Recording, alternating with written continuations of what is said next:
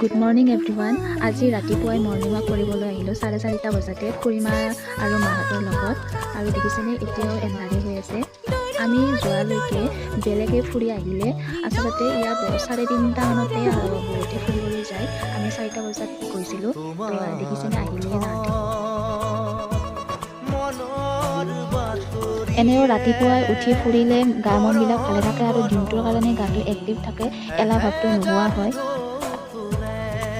মাহঁতে ফুৰি ফুৰি একেলগে আমো বুটলি ল'লে। আচলতে ৰাতিপুৱাই উঠি কিনে এইটো এটা ফাইদা হয় নহয় জানো।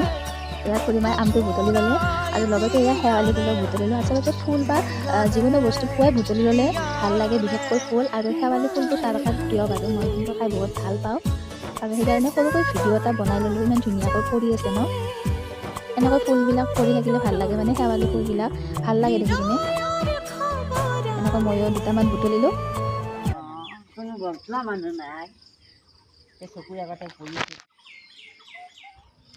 এনেকৈ ফুল আৰু আম বুটলি থাকোঁতে পোহৰে হৈ গ'ল।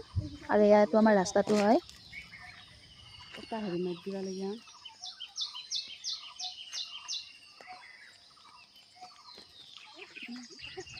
ফুৰি ফুৰি ঘৰলৈ আহি থাকোঁতে গাইজ আমি পথাৰতে চিনাল হাঁহ দুটা দেখিবলৈ পালোঁ। ধৰো ধৰো লাগিছে চিনাল হাঁহকেইটা মোৰ।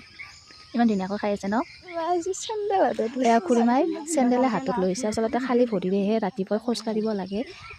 আৰু এয়া ইমান ধুনীয়াকৈ কঁঠালখিনি ফুলি আছে ন। এয়া আমাৰ গাঁৱৰ নাজাৰা। তো এনেকৈ ফুৰি ফুৰি ঘৰলৈ আহিলোঁ আৰু আজিৰ দিনটো যাতে ভালদৰে পাৰ হৈ যায় তাকে কামনা কৰিলোঁ।